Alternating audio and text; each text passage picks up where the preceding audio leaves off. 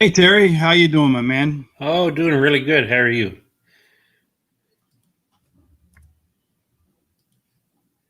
Are you there? Yeah, I'm here. Can I you hear didn't hear me? you. How are you doing? Maybe my internet went out a little bit. I'm not quite sure because I heard it said, "How are you doing?" and then I didn't hear anything back from you.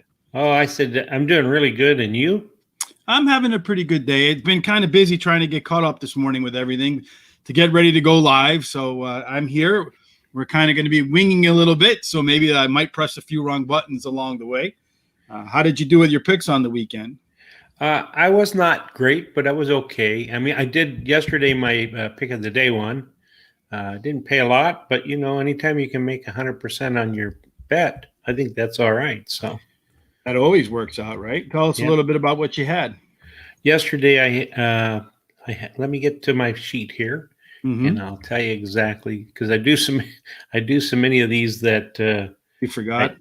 yeah, I forget which race is which, but I played um, Monmouth yesterday, and I played the seventh. Or, I'm sorry, Del Mar, and I played the seventh race, and I played. It turned out to be the favorite, number two Neptune Storm, Uh-huh. and of course everybody knows that that horse won pretty easily. I had Bob and Jackie as my second pick, who didn't place. And then I had the one homer screen as my third pick, didn't place. But Neptune Store won and paid for something. Day before my horse at Monmouth, pick of the day, Sneakiness played raced and ran second. So you're pretty hot with your picks at over the weekend, then, huh? Yeah, they were good. As far as the podcast picks from Thursday night, I think I had a second and a first.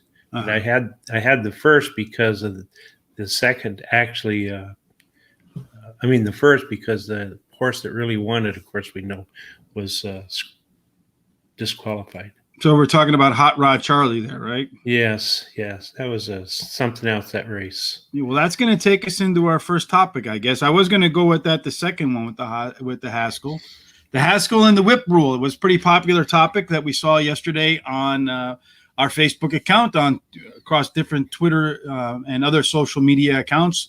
Seemed like it was a part of the conversation for the Haskell. We talked a little bit about that. We had an article about that yesterday. Sorry, I pressed the wrong button here. I said it might be a little bit funny today. We wrote a little bit. I did actually a little bit of a story about time to revisit the whip rules. I Yes, know that our friend Jay Marco said that maybe the whip didn't have anything to do with it because you could see the jockey was leaning to the left on the horse. But when they asked the jockey Flavian Pratt, he said, "Yeah, the lack of a crop came into play. I was trying to correct him as much as I could." And then later on, he said, if I could have hit him just one time left-handed, we would have been just fine. But it is what it is. I mean, obviously, Paco Lopez probably feels differently about it. It is what it is after taking a tumble. But what do you think about those whip rules, Terry? oh, I think in Monmouth Park in New Jersey, I don't think they're working out very well. It seems to me the races I've watched, I've seen a lot of horses wandering back and forth and causing a lot of problems. I also see a lot of horses who just seem to hang. I think that the whip rules in Turf Way Park, I think it Mm-hmm. is a lot better. So, and actually, the Jockeys Guild boss blames For the. me, my internet is a little funky. Are you with me, Terry? Yeah, can you hear me? Yeah, I don't know if it's my internet, your internet, but you keep kind of going in and out on me. But that's okay. To me, I think this was a big topic when we interviewed Mike Smith. And when Mike was on the show, he was mentioning, he hung up the phone, he was talking to people in New Jersey, and he felt like it was a problem for safety concerns, right? So it seems to me from one state to the next, there's a bunch of different rules and nobody really knows what to do. So I really wonder if any of these people ever took an economics class, right? Because if you take an economic class, you know that if you want less of something, you make it cost more, right? Yes, yes, And that's if you true. want more of something, you make it cheaper, right? Right. So with the whip rules, why not just say, for example, you have X amount of whips for free, whatever that number is. They can settle on that. I think for that, you probably talk to the jockeys, you talk to people in the business, and you settle on a universal number. And for sake of argument, just so that I can keep it simple, let's put that number at 10. So you get 10 free whips, right? 10 free Right. cracks at the horse. Any crack after that costs you a certain amount of money relative to the purse size, right? Mm-hmm. So I don't know, maybe you make it $25, $50, $100. The jockey has to pay that. The owner has to pay that. The trainer has to pay that. If the jockey, the jockey's not going to hit the horse any more than he needs to if he knows it's going to cost him. The trainers and the owners aren't going to go for jockeys that are over whipping their horses because they're going to be losing money. So just make it cost something, right? Yeah, I agree with that. I think that's a good rule. So, and if anybody out there who's in the business agrees or disagrees, or you have reasons why this may or may not work, let me know, because it seems to me that's how you settle it. You put a number on it, and then after that you say, okay, if you hit the horse more than that, it's going to cost you. Period. Yeah, I agree. That will end it, I think, because trainers won't hire or owners won't want jockeys that are over hitting the horses. Yeah, because it's going to cost everybody money. And then you take that money and you apply it to like horse safety standards, whatever it may be, track improvements, training improvements, training ground improvements, nutritional improvements, maybe jockey training, some classes, some seminars, maybe having some improving veterinary standards, whatever it is that you do. But you don't take that money and you give it to the house. That money goes towards improving the safety of the sport for everybody who's involved in the sport, from the horse to the jockey, to the fans, to the trainers. Because watching Midnight Bourbon fall and seeing jockey Paco Lopez on the ground with following C veering out, not to hit him, but still getting a little bit of a piece of him. This is on NBC. If the horse had died on the spot and had the jockey died on the spot, like the unfortunate jockey in Oregon did, that would have been a horrible, horrible event for horse racing, and done far more damage than any rip rule would have ever done. Yeah, I agree. That's I was absolutely devastated when that happened. I just couldn't believe that it happened. And of course, the Jockey Guild's boss blames that whole incident on not being able to use the whip. And of course, they interviewed the jockey, who said that if he could have given it a tap, it would have probably not happened. So. Right, and like I said, when we talked to Mike Smith, I asked Mike, well, you have status in the world, right? You're Mike Smith. You're a Hall of Fame jockey. Pick up the phone, call your senator, and say, hey. And he came back to me. He's like, man, you don't think I've done that? Yeah, right? I'm paraphrasing here. It's not verbatim. Right. So, and he said, but I can talk to people till they're blue in the face. Nobody listens. No, and to me.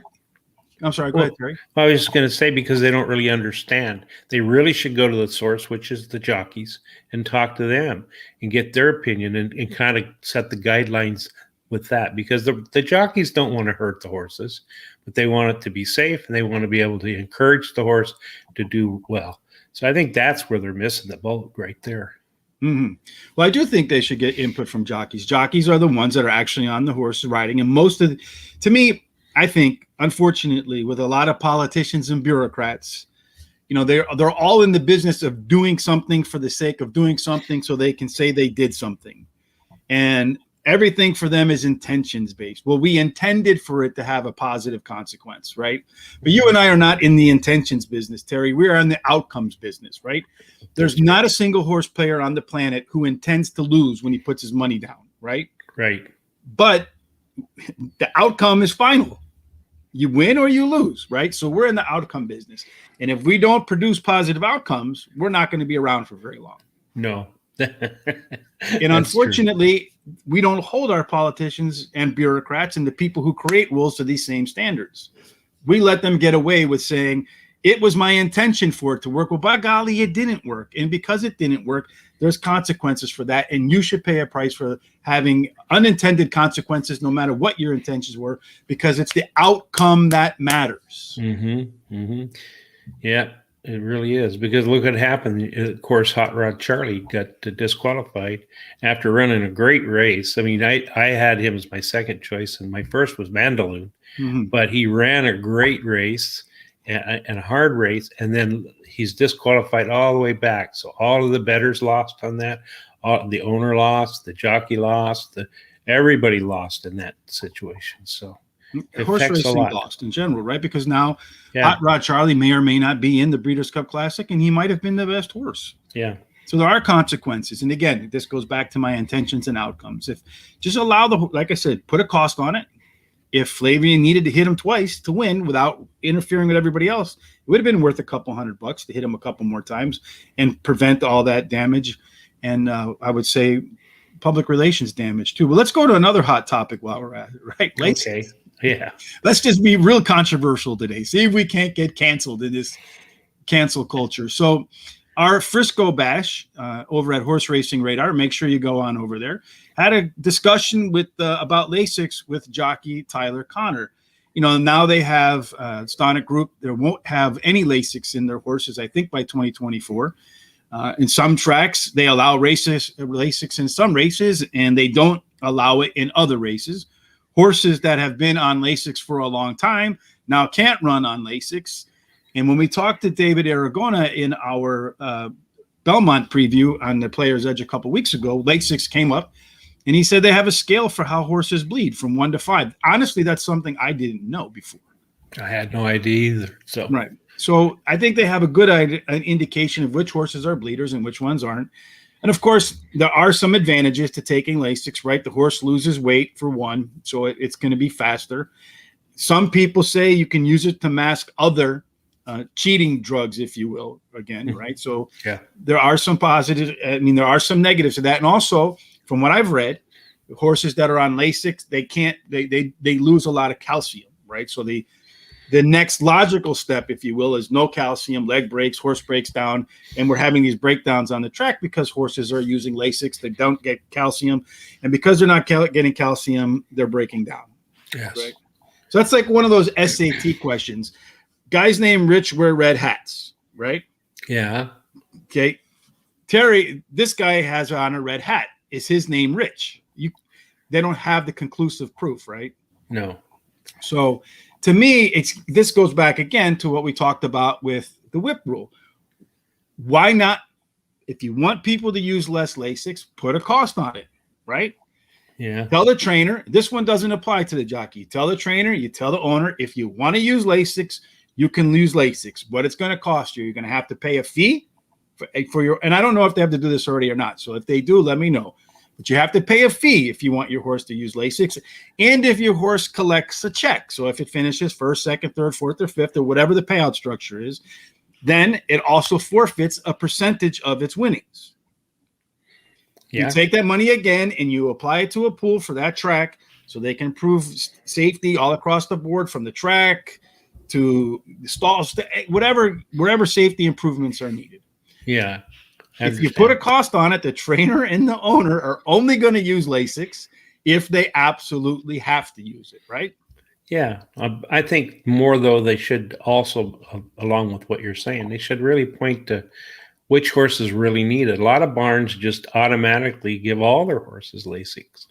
And if they do have this scale 1 to 5, as you're talking about, well, that's what David said. So it was something I wasn't familiar with before. So if that's, someone out there who has information on that, please fill us in, let us know. Part of this is a community, and we, in the community, within the community, people have the answers. So if we have questions, people who have the answers, please get them to us, gtsrichb@gmail.com, or hit us up in the comment section. Yeah, I agree. All right, Terry. Well, that's enough for controversy today, I think. What do you think? Yeah, I think we've talked enough about those two things. So, well, they've been a big topic this year, right?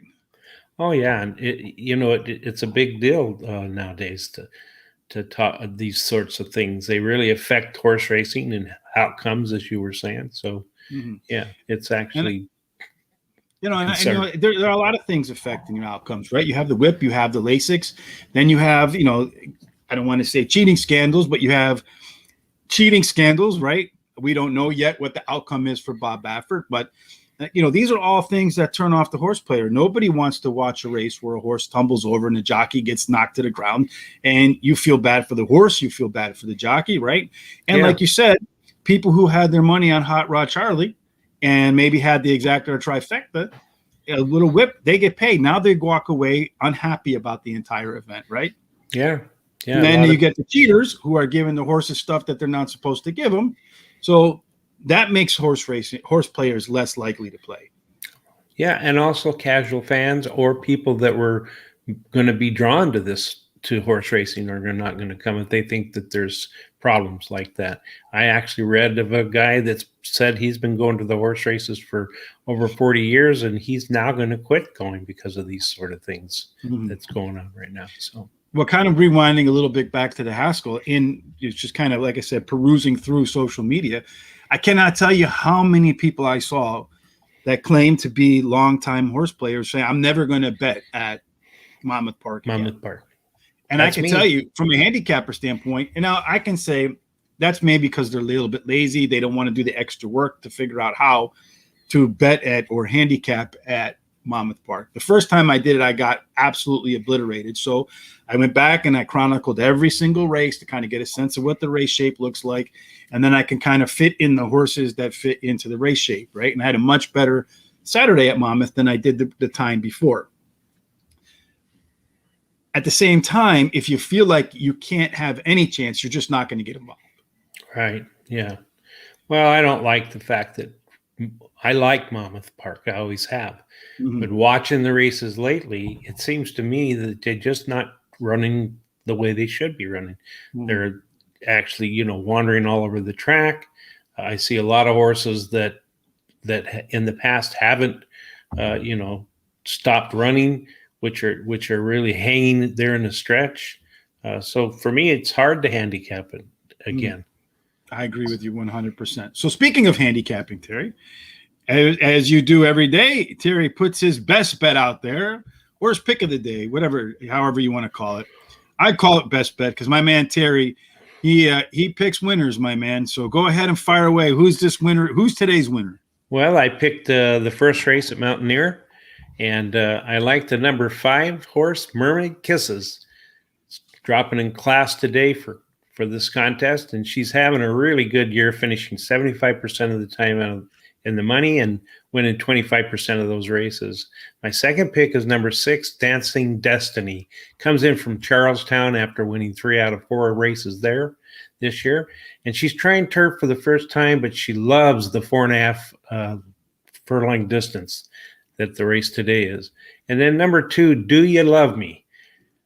Now she's a turf specialist. She's finished 50% of the time in the money and won 21% of the races. So that's how I see it for that first race at Mountaineer. Mountaineer Park, right? Yep.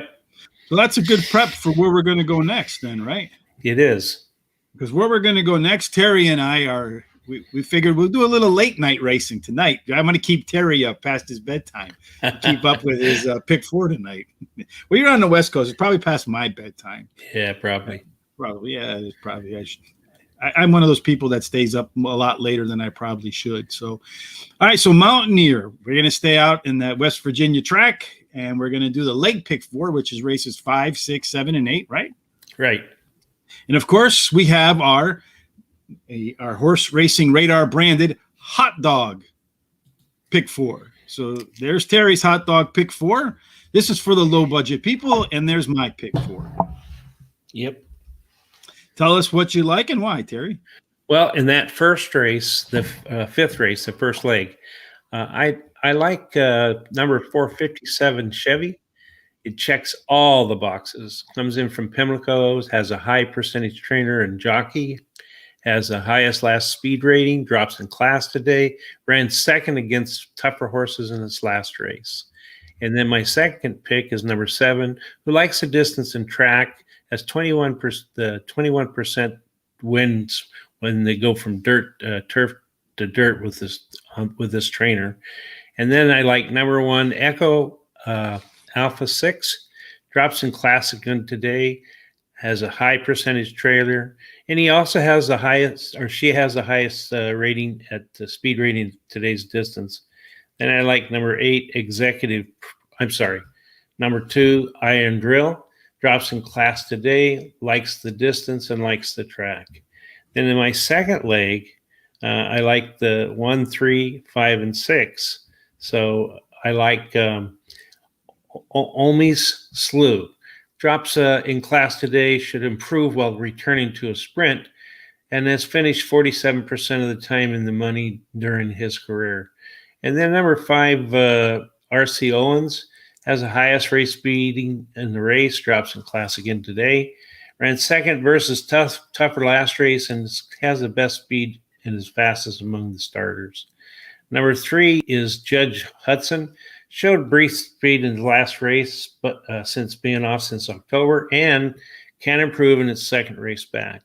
And then number 6, Opiana, drops in class today. When the trainer ships into a new track, he has 20% winners. And then he has a hot trainer jockey combo. They've 15 mounts together, 4 wins, 3 seconds, and a third.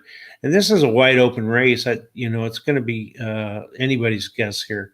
Number 1, Osami Slew will go for the lead. I think number 6, Opana, will be a mid-pack and try to close on the leaders for the win.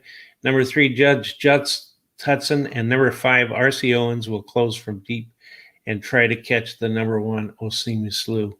And then for my hot dog, I'm going to single a horse in the 7th race, and that's Fiber Strong. Drops in class today, 27. Whenever the trainer brings a beaten favorite back for the next race, 27% winners. Has the best speed, dirt speed among today's starters, and is in the money 50% of the time, winning 13% of those in his career. And then the last leg, I'm going to use the 4 and the 9. And let me get down here. Okay. Magic Justice is got a high percentage trainer and switches to a high percentage jockey. Likes the distance and the track. And then I'm going to use the 9 Waterloo Sunset. Has the highest last speed rating. Has 33% trainer when he brings a beaten favorite back. Ran second events similar in last race. Has an early speed running style that helps his chances, and also has the best dirt speed among today's starters.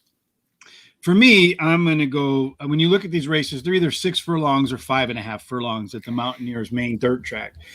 And when I looked at the past races, speed, and more speed, Terry. Fast, Get out of there. If you get out of the gates, get towards the lead, you got a chance to get right from the gate to the winner's circle. So I focused heavily on the fastest horses in the field. So in my hot dog pick 4, I started with the 1 and the 4. They should be amongst the quickest out of the gates and run fairly fast. The 7 is dropping and moving from turf to dirt. It's a 21% angle for the trainer.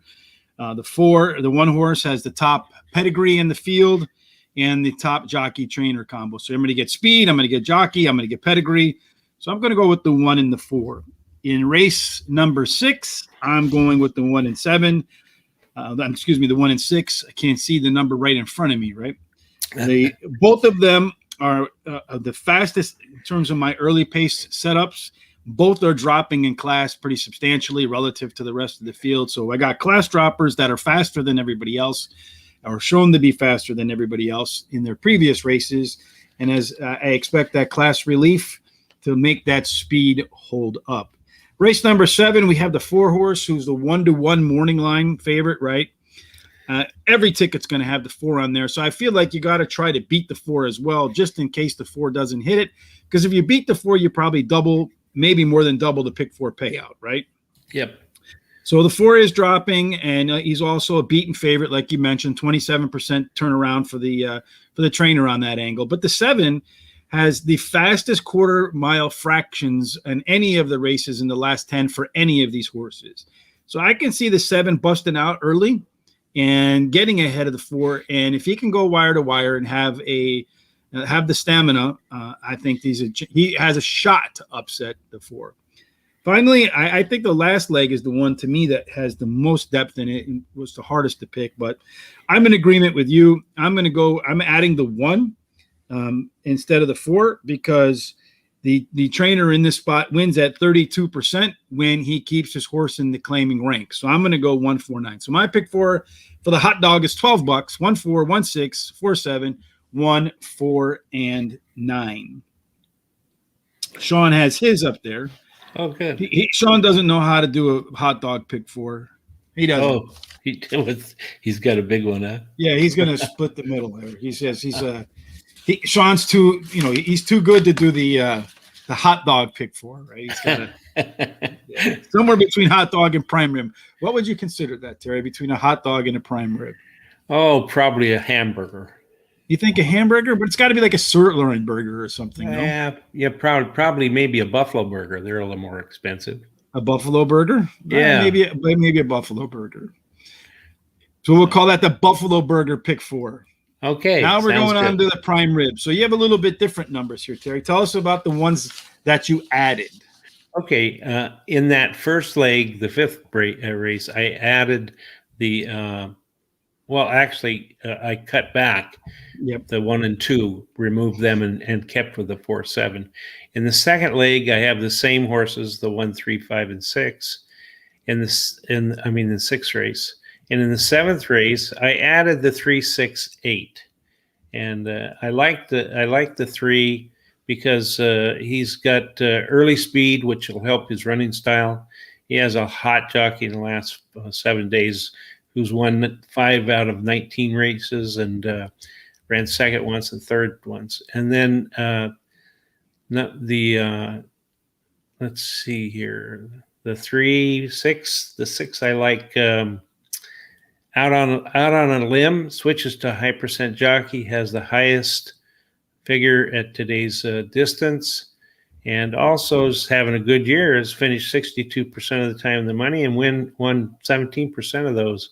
And then the number 8 is another one I've added, Executive Price. He has the highest last speed rating in the race. And in the last leg, I've added the 1, 2, and 5. So the 1, Floricita, has a high percentage trainer. He won his last race at Mountaineer. He's got an early running style, which will help his chances. And he's going for his 3rd win in a row, a hat trick. So that's pretty good, I think. Mm-hmm. And then I like the number 5, Frankie's Gift. He's in the money 52% of the time, winning 11% of those times in his career.